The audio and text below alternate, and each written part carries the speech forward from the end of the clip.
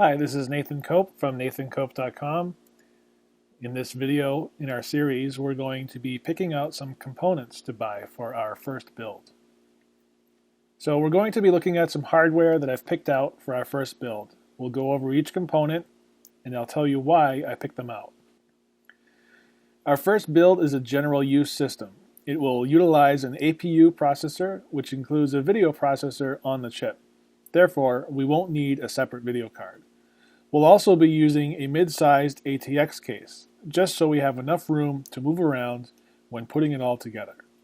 Alright, so let's get started. We will start with the case. So this is a case from Deepcool called the Tesseract. It's a case I chose for the following reasons. Number one, the reviews were pretty decent, and the only complaints were specific to people's very specific builds.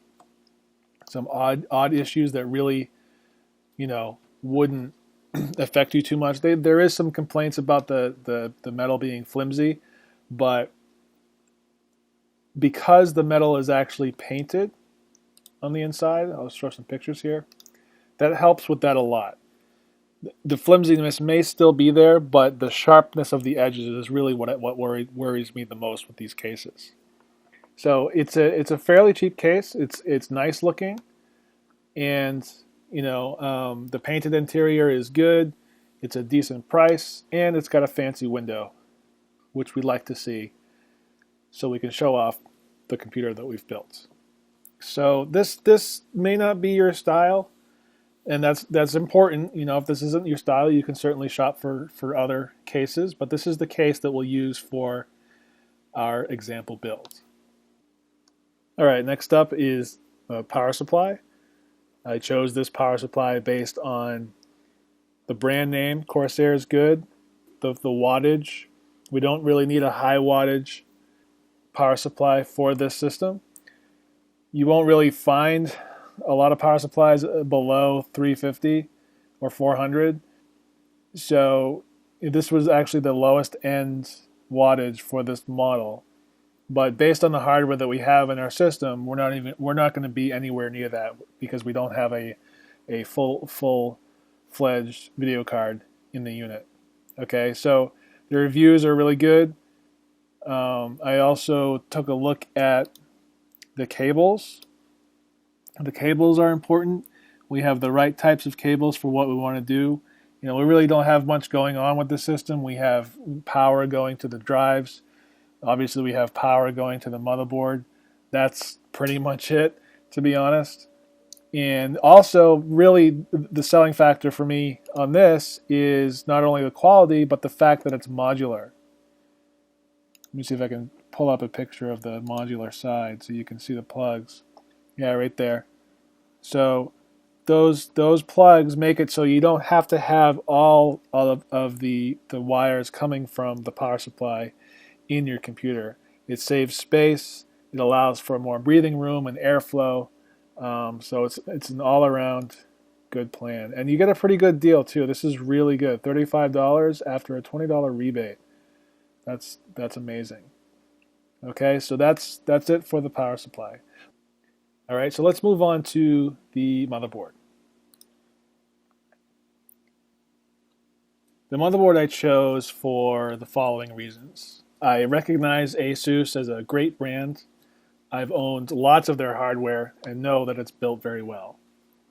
The video ports, we have HDMI, DVI, and VGA, which actually allows you to have 3 displays going at once without extra hardware, which is really nice. And also, this motherboard has a PCI Express slot just in case we want to upgrade the graphics card later down the line. Okay, so we've got our motherboard. Now let's take a look at the processor that I've chosen for this build. Okay, so the processor I chose is an A10 7850K AMD.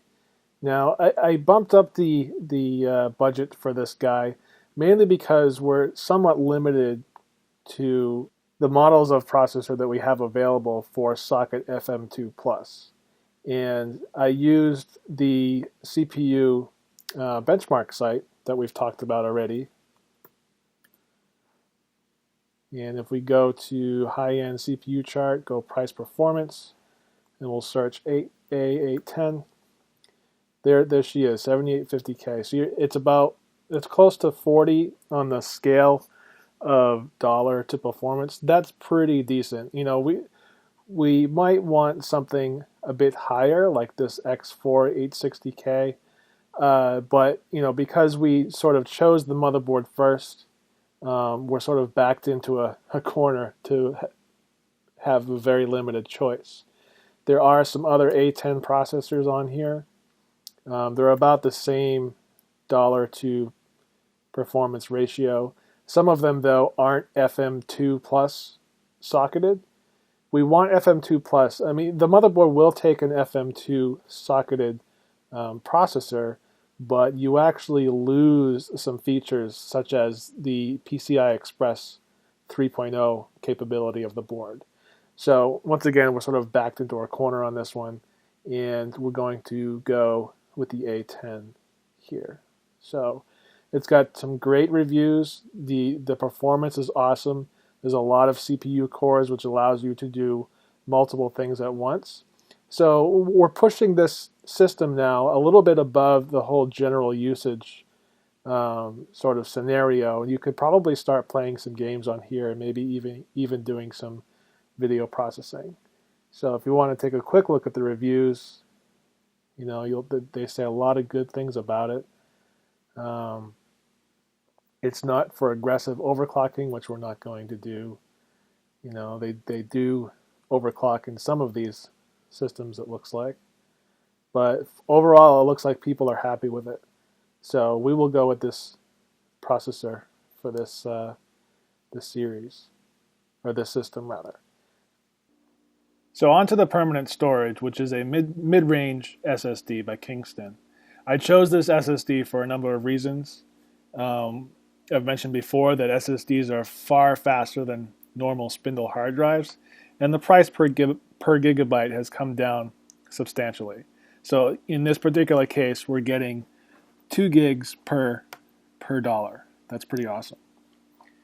I've used tons of these drives in laptop builds that I've done, and when I replace and upgrade hard drives, I use these SSDs pretty much exclusively, and they've all worked very, very well. The reviews are good. You know, there aren't many issues found. It's got 4 eggs. I'm sure some people have compatibility issues. So, you know, I looked through this and everything looked very well to me. So I chose this SSD because of that. So if I needed more space in this build that we're doing, if we wanted to, say, have a secondary spindle hard drive that's very large, say it's 2 terabytes or 3 terabytes, we could absolutely do this. But for this case, you know, 120 gigs, a lot of things are stored online, you know, in the cloud, et cetera, et cetera. So you can start out with this SSD at a fairly small SSD, 120 gigabytes, and you can, depending on what you're doing, a general use system, this will be plenty for a long time to come. All right, so the remaining 4 components in the system we'll go through pretty quickly. I don't really think it's super important what you choose for the rest, mainly because there's a lot to choose from. The components are cheap anyway, you know, pretty much. So for memory, I use this G.Skill that matches the speed of the motherboard. It's got great reviews. They look cool, etc., etc. Okay, and then the DVD drive, $20, 5,000 reviews at 5 eggs. That's pretty crazy. So that was a no-brainer. We talked about this Logitech keyboard and mouse in one of my previous videos. You know, again, 5 eggs, really cheap. I like the Logitech brand. Another no-brainer. And finally, Windows. You know, we'll probably You can absolutely install any kind of operating system on your machine. I know there's a lot of folks will sort of argue over, well, Windows 7 is so old. What about Windows 8? I've mentioned this before, but Windows 7 right now, at least at the time of this recording, is the primo operating system for compatibility reasons, meaning the most programs and the most software runs on Windows 7. Windows 8, I would stay away from, purely for interface reasons. And Windows 10 is actually looking pretty good, as I've mentioned before.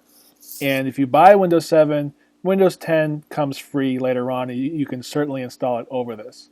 But I highly recommend, especially for a first-time builder, to definitely go with Windows 7. You'll have the easiest installation experience, and you can follow along with this video, or rather this series, and it'll be a lot easier for you to get the system completed and be happy about it.